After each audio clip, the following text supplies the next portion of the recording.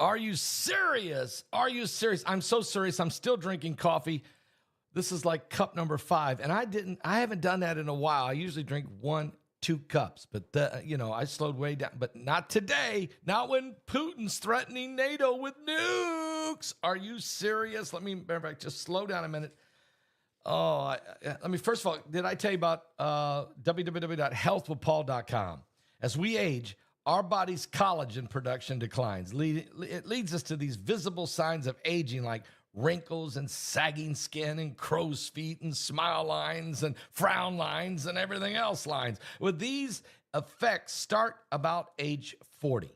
And then every year, we start losing 1% a year of our collagen. And next thing you know, the signs of our aging start showing in a big way. But you can slow that down. Matter of fact, you can increase your youth and that youthful glow by getting collagen. And if you go to www.healthwithpaul.com, their BioTrust put together this incredible collagen, and I've showed it to you many times, guys. It's got 5 different types of collagen, plant and fish collagen. It is excellent. And everybody that I've sent that way, I've gotten so many responses back saying, thank you, thank you, thank you. I feel better, I look better, and I must be better. You are. You'll be glad that I sent you there. Just go right now to www.healthwithpaul.com. And guys, also, of course, you guys know last Saturday, Super Saturday, I was teaching on the 9 gifts of the Holy Spirit, a 3-hour teaching with a workbook. And the workbook you download, as soon as you get your ticket, then there's a button that says download. You click it. It downloads for you your 20-page workbook on the 9 gifts of the Spirit. It's incredible. I want you to be sure you go and get that. So you'll get the 3-hour teaching. You'll be able to watch the 3-hour teaching as many times as you want, as often as you want, and you get the 20-page PDF workbook. I think you'll be ecstatic with the teaching and the information, okay? Heidi and I put the workbook together. Took us a little while to do that, but it's really well done. So check it out at my website. Just go to paulbegleyprophecy.com. It's available now. Okay. So I just did by the way, I just did a Patreon that it's going to blow your mind. It's cash for kids. That's all. I can't say much more, but I know you guys are worried about what's going on with all the kids. You won't believe what's happening. And this story broke by the Pulitzer Prize nominated journalist Troy Anderson, my co-author of Revelation 9/11. He broke the story, and it's huge. Go to Patreon and watch the video. I just posted it. I'm telling you, we're going to uncover this stuff. All right. Russia is carving out a buffer zone in northern Ukraine, but they're also threatening NATO with nukes. What? Yep. This is what's happening this morning. This just came out about 2 minutes ago. According to the report, Russian forces are trying to create a buffer zone in Ukraine's northeastern Sumy region, its regional governor is claiming. 4 border villages are now in the gray zone due to Russian attacks, also referring to an area of the battlefield that neither side fully controls. So there's 4 villages now in the gray zone. They don't know who's going to control them. They don't know if Ukraine's going to do it or Russia's going to do it. You can imagine how those people, the terror, the fear of what's going on. Currently, the enemy continues to try to carve out a buffer zone on the territory of Ukraine, but has not had any success so far, according to one of the mayors. But Kiev has warned for months now that Moscow's troops are trying to advance in the Sumy region, which is part of Russia's Kursk region, possibly to prevent Ukraine from launching another cross-border incursion.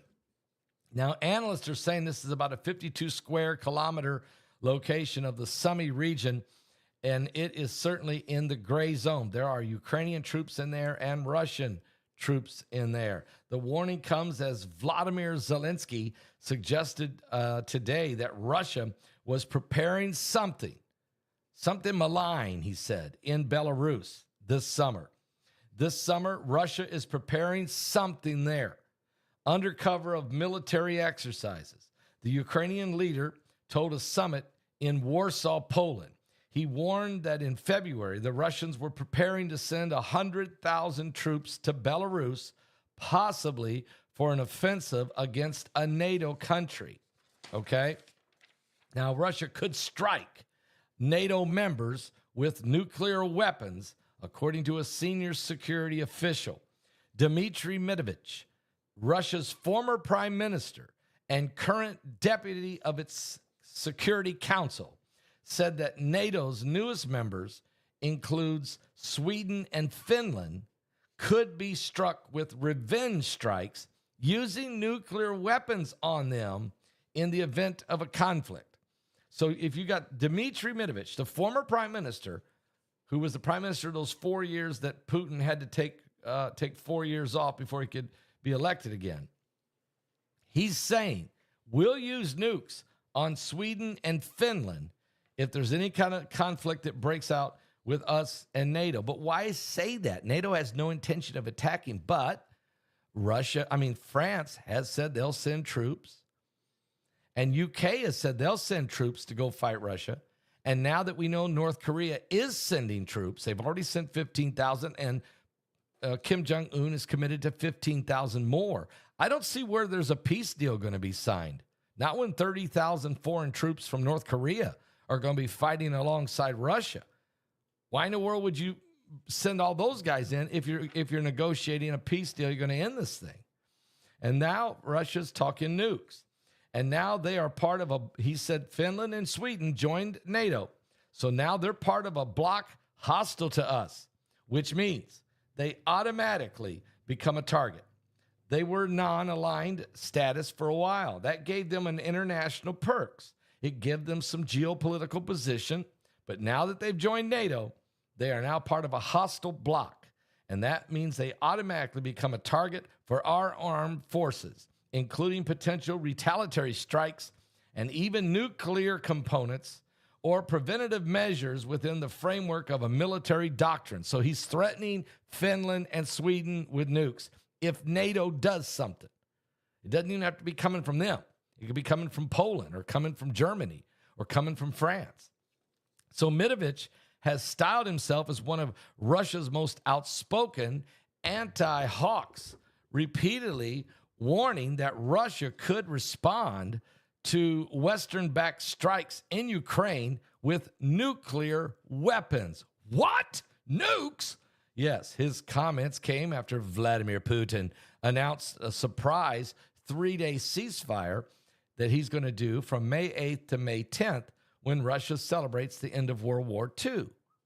And then the Kremlin said on Tuesday, today, that Kiev had not responded to his offer to a ceasefire and that it was unclear whether Ukraine would join the 3-day ceasefire or not. It was President Putin who repeatedly said that Russia is ready without any preconditions to start negotiations process. But Kremlin spokesman Dmitry Peskov told reporters, "We have not heard a response from Kiev's regime so far." So they're bringing in more hostile troops from North Korea, threatening nukes on Finland and Sweden, but at the same time offering, let's have a ceasefire, and why don't we start negotiations? And that we've made an offer to Ukraine, and Ukraine has not responded. Now, Washington is delaying the transfer of a fleet of retired tanks that Australia pledged to Ukraine, according to defense officials. It has been 6 months since Australia announced it was donating the U.S.-made M1A1 Abram tanks as part of a $245 million military aid package. However, the tanks are still waiting on clearance to be shipped overseas. ABC is revealing this on the news, quoting defense figures who said that U.S. is still refusing to approve this transfer. So Trump is slowed down. It's not only the United States is sending no more stuff, but we're also telling the Australians, no. Don't send those tanks. Hold on a minute. So that's because Trump is trying to bring this war to an end. Now, one of the sources said there's a concern that with a peace deal looming, it would be embarrassing to have a bunch of tanks on board ships in the middle of the ocean. And there's also a lack of ranked personnel that are necessarily to babysit these assets at sea. It costs a lot of money to ship that many tanks and all the personnel it takes to operate them, and how many boats and defense does it take to protect them on their way across the water. Another unnamed official said, "We are starting to doubt if Ukraine actually wants these tanks. The tank roof is the weakest point of their defense." So you see the fog of war, the fog of war. It's a dangerous time, folks.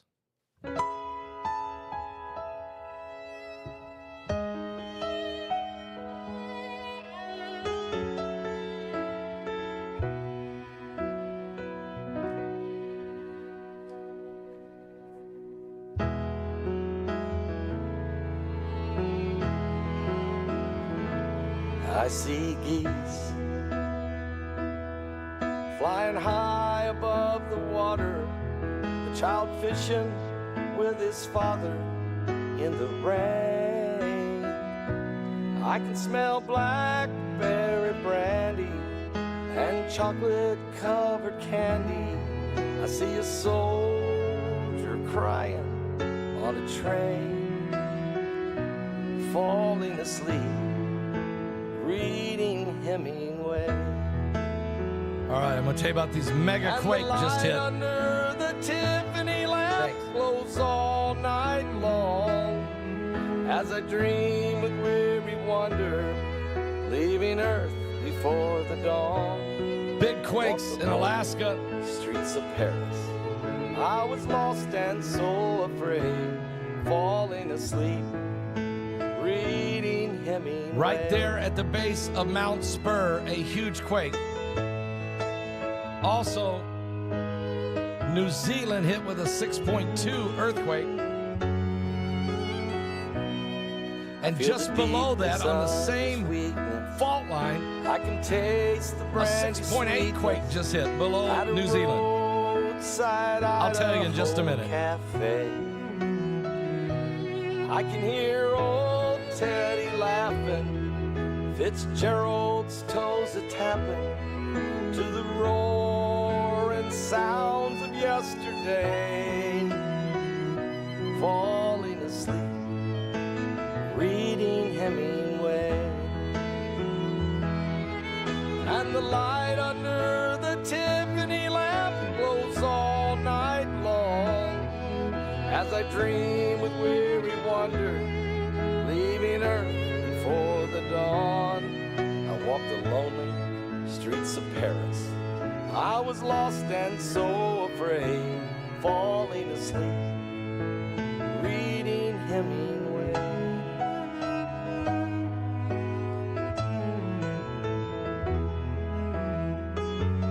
Are you serious?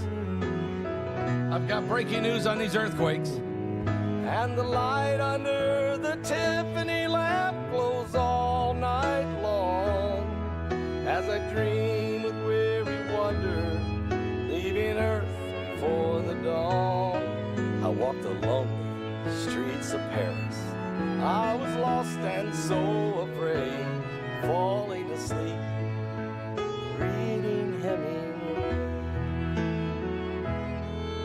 And a shotgun blast echoed across the page, falling asleep, reading Hemingway.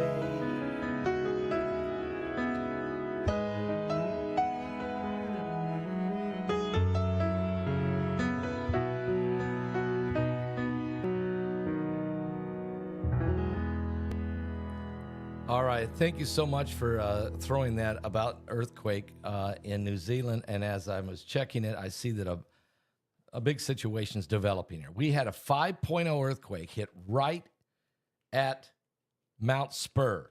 Actually, right there, very close. It's at the base, only 78 miles away.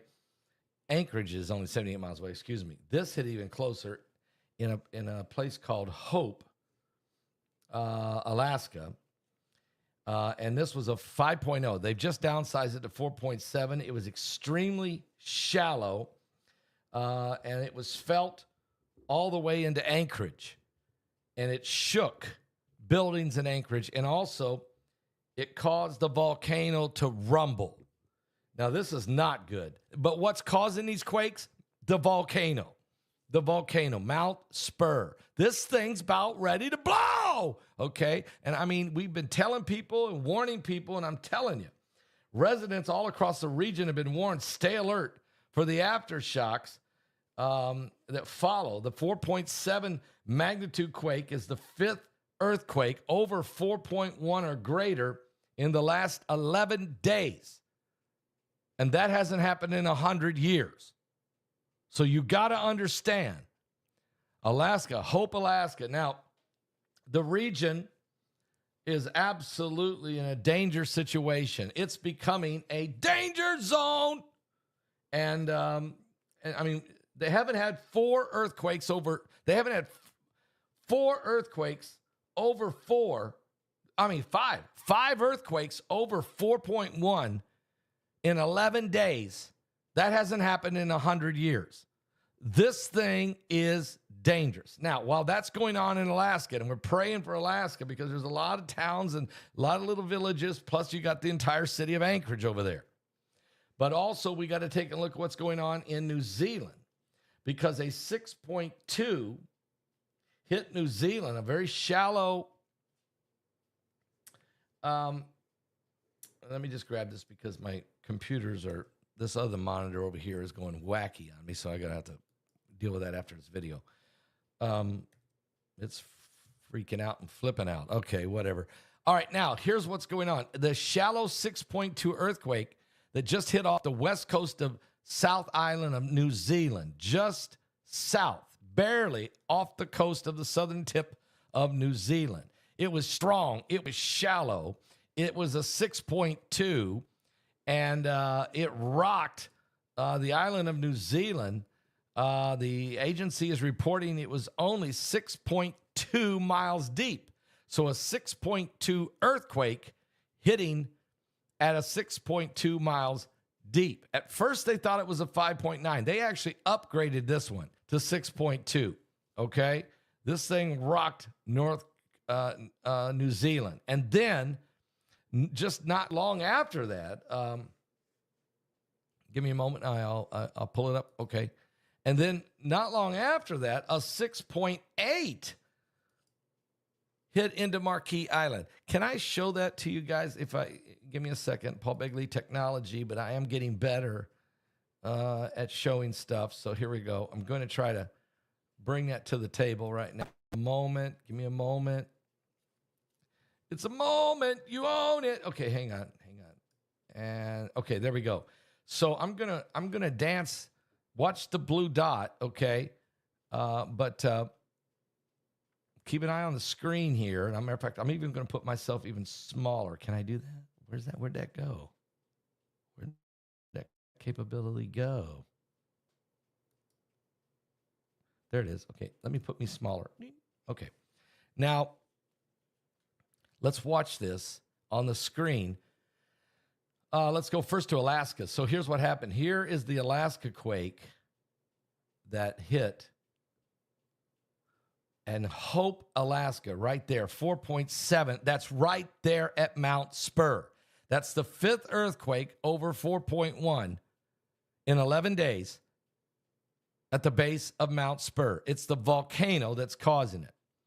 After that happened, there was a 6.2 right down there at the tip of New Zealand. You can see it. Very shallow. Okay, very, very shallow. Only 6.2 miles deep.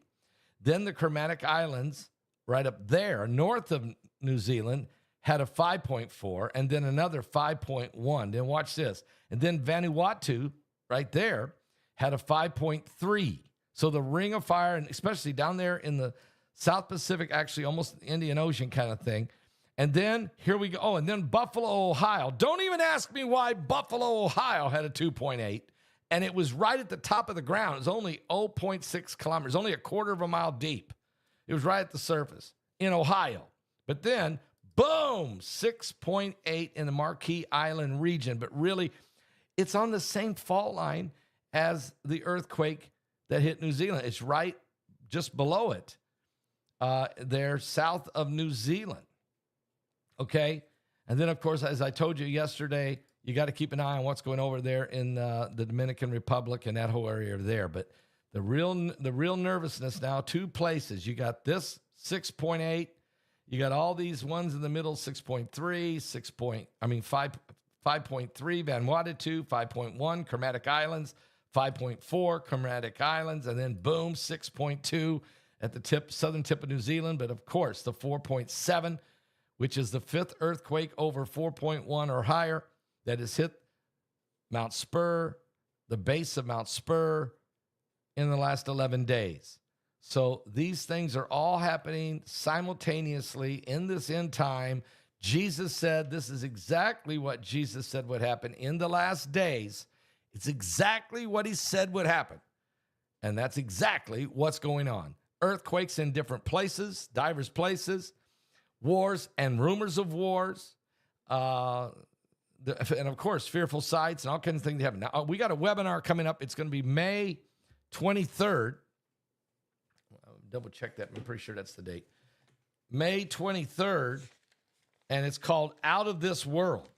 Out of This World. We're going to have Gil Brazard about updating us. Remember, he said Planet X was coming in the summer of 2025. So we're bringing him in. We want to get an update on that because Mike's been telling us 2025. That's one, if we survive 2025. And then we're getting hit with these waves of energy. The sun is really going crazy, and it's affecting the earth. We just had, and then it's crazy what's going on with the blackouts in Spain and Portugal. Thank you. But all these things are happening, okay? So Gil Brazard, Mike Around the World is going to be there telling us what's going on out of this world. What? And then there's a guy, I just interviewed him. Man, he's good. You're really good. Ryan Wood. He's a UFOologist, and he has studied 104 supposedly alien crashes. He uncovered documentation that his father, who used to work in top secret in the government, got his hands on these undeveloped film of crash sites that were stored in a storage. He got his hands on them and took them in and printed them, in a dark room.